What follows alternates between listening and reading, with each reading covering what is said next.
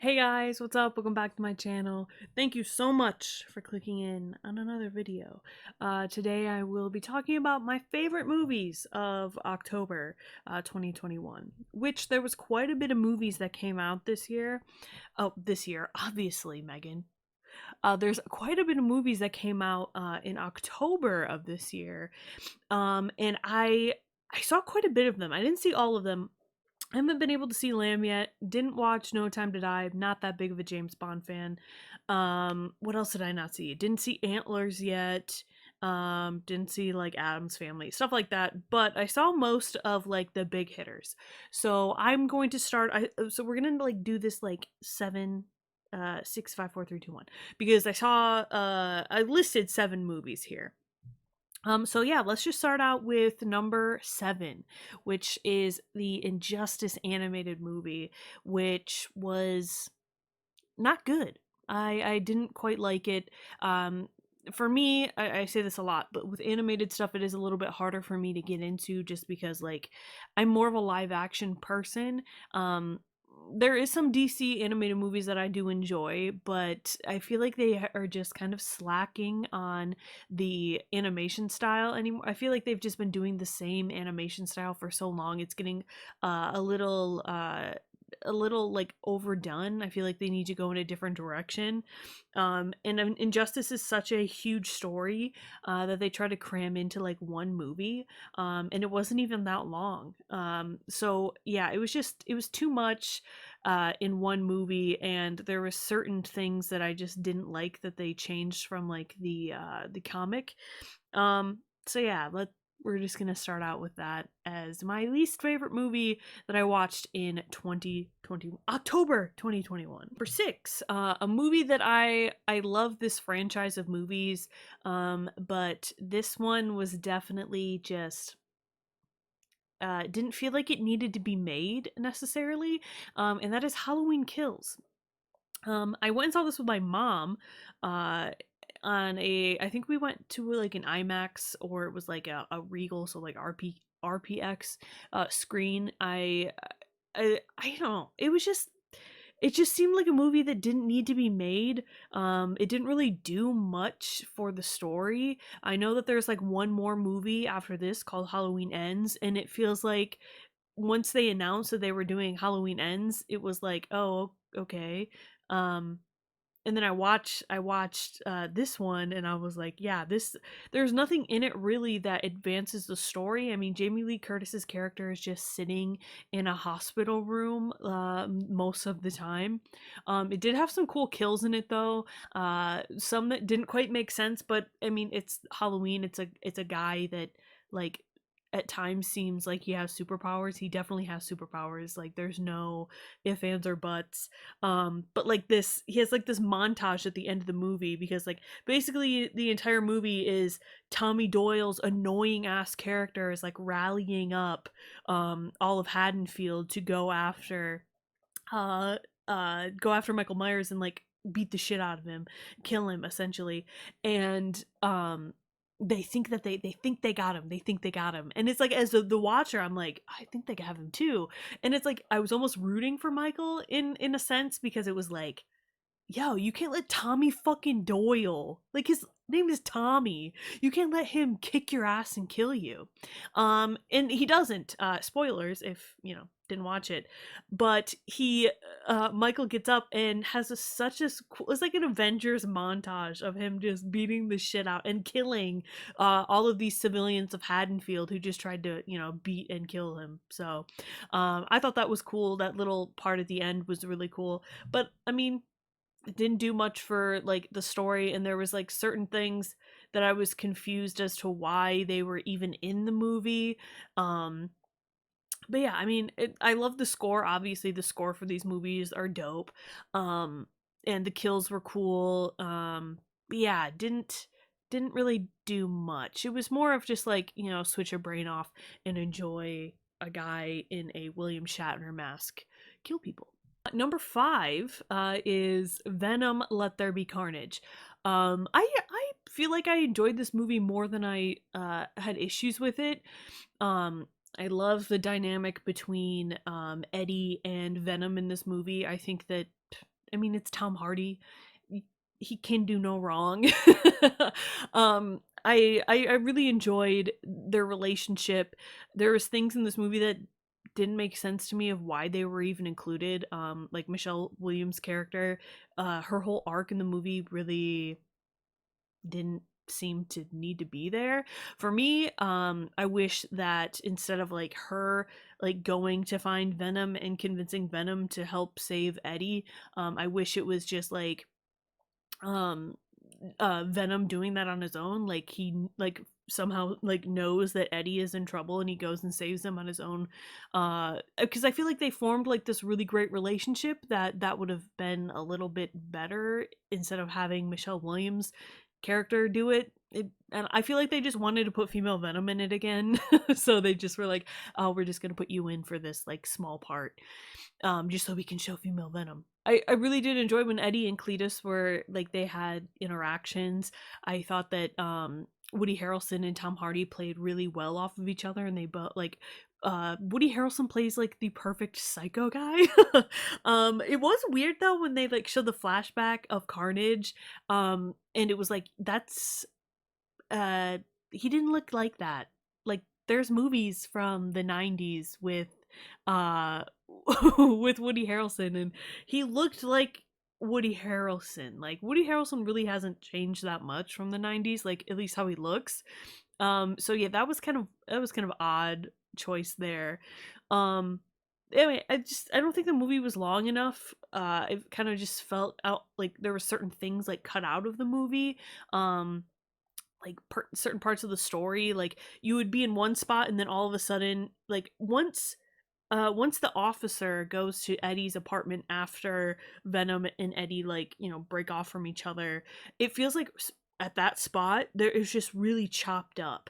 um Again, I didn't hate this movie, but and I didn't love it either. It's kind of like middle of the road. Like it started out this movie month, which it kind of had that against it. Like I mean, it did really well and people loved it.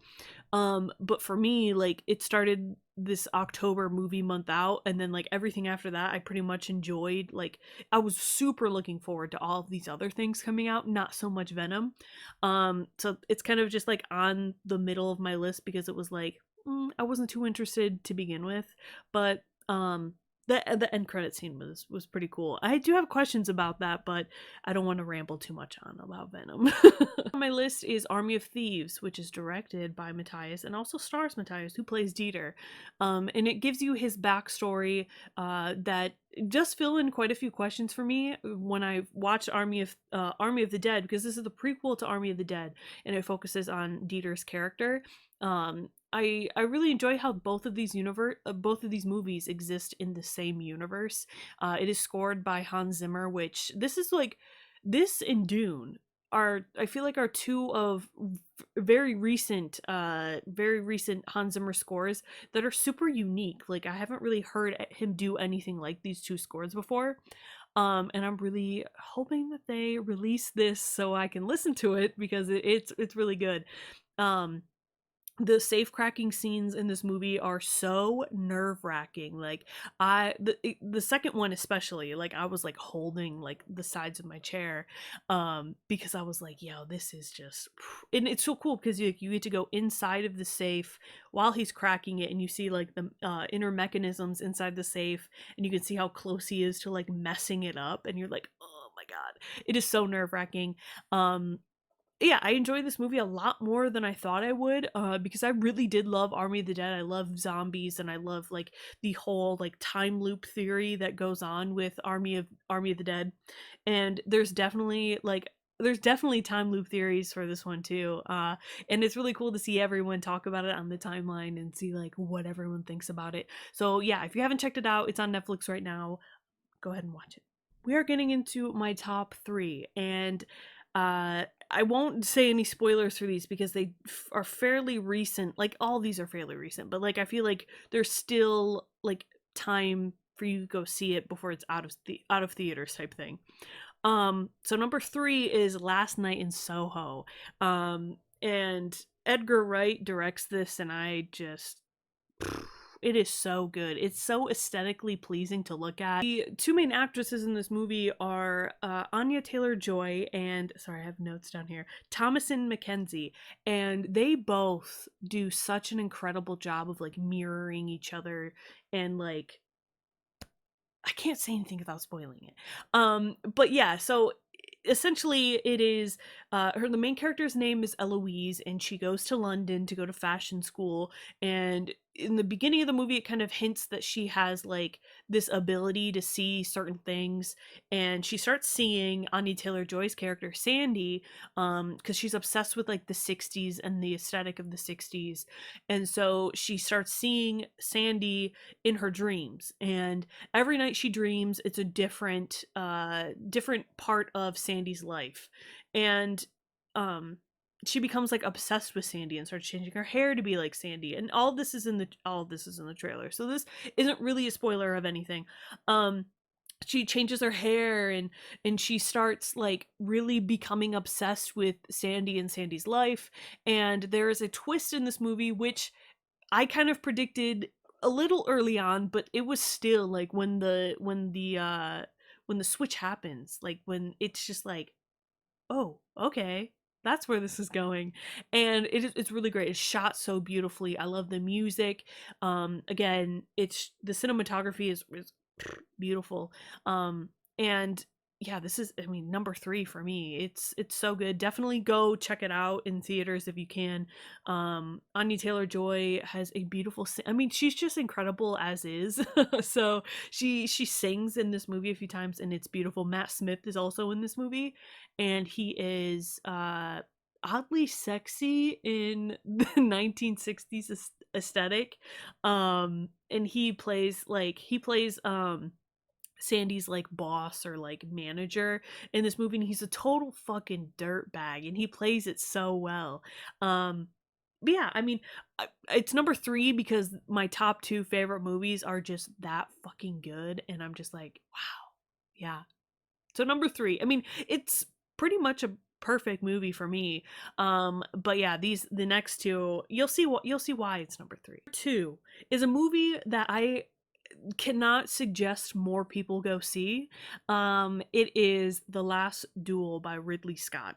Now, I wasn't expecting this when I went into the movie. Like, I knew the backstory of this movie that he was telling, but I didn't think that the way he directed it was gonna be the way he directed it.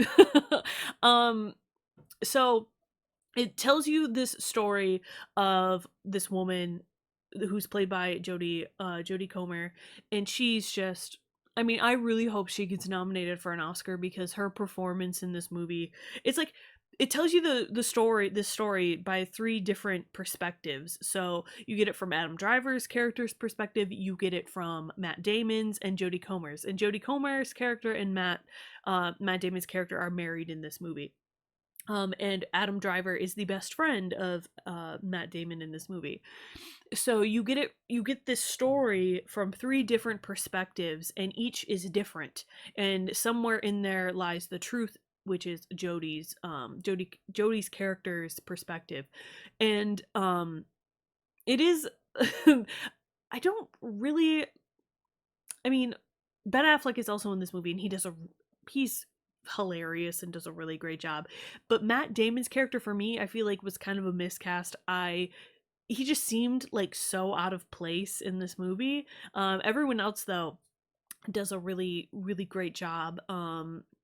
Adam Driver, it's like it sucks because he's the bad guy in this story. Like, so he looks beautiful in this movie, but he's a fucking gross person. And Matt Damon's character also is not a good guy either, even though in the way he tells the story, he's the good guy, and the way Adam Driver's character tells his stories, he's the good guy. But in Jodie Comer's character, she's the victim of a sexual assault in this movie, and it does show you that in different perspectives. So if that's not something that you can watch, I would not suggest watching this movie because it was kind of hard to watch, especially the way she tells her story. it was gut-wrenching, it was hard to watch, it's brutal. This movie is absolutely brutal, especially the last scene in this movie, where, Adam Driver and Matt Damon duel to the death. And I won't spoil like what happens at the end because I literally gagged. It was that hard for me to watch. But yeah, it's a beautiful movie. Ridley Scott did a great job. This is not the movie I was expecting when I sat down to watch it. And it's an important story to tell, I feel like, and you'll know why when you watch it. Um, just how women were treated back then when bringing up things that happened to them, always questioned, always in the wrong, always, you know, just not heard. So Jodie Comer, you deserve an Oscar for this movie. It was beautiful. You know what's number one on my list. It is Dune. I There's really not words to describe this movie for me other than perfect. I absolutely loved this movie. There's really nothing I would change other than in making it longer and including the things that were filmed that were cut out. Um the score, like I said earlier, Hans Zimmer this year has just been doing some really unique scores, and this is just this the music in this movie, like, aesthetically, it puts you like in a spot already. Like, this movie, you're not watching it, you're experiencing it. Like, there's no other way around it. And the score just adds like another, like, it's just like emotional cues in the songs while you're watching it and listening to it that just make like the hairs on your arms stick up. And he did a great job with this movie. Timothy Chalamet, there's not a miscast in this movie. Timothy Chalamet as Paul was perfect. Zendaya as Chani, perfect. Rebecca Ferguson, Oscar Isaac, Dave Batista, just everyone in this movie. Stellan Skarsgård as the Baron. It was just utterly terrifying. Um, and the every performance in this movie just left me like, wow. I mean, Rebecca Ferguson is MVP for this movie for sure. Timothy Chalamet is up there as well. Um, I have been reading Dune with my friend Scott again. Hey Scott. And it's cool to see like where they change certain things or like where they cut certain things out. But like you as the reader, you know kind of what's going on in those scenes already, so you have that in the back of your head. And it is cool to see the reactions to this movie from people that have no idea what Dune is, haven't picked up the book, the graphic novels, the comics, nothing. And seeing that, I think it's really cool. Obviously part 2 has already been greenlit, so there's just something to look forward to in that. Um, I love how the movie was shot on location for certain things, so like, um, it's not overly CGI'd, but when there is CGI or VFX done, it's like pretty seamless. You can't really even tell like what's CGI and what's real. It just goes to show the quality of these movies. But yeah, this movie is definitely number one for me this month. Thank you guys so much for watching. I appreciate it. If you guys want to leave your list below, I would love to see what movies you watched this month, where you rank them, and maybe where we differ or where we're similar. I would love to see that as well. And let me know if you guys would like to see more of these videos, because I watch movies all the time, so why not give you my top lists of the month? So yeah, thank you guys so much for watching. I will see you in the next one.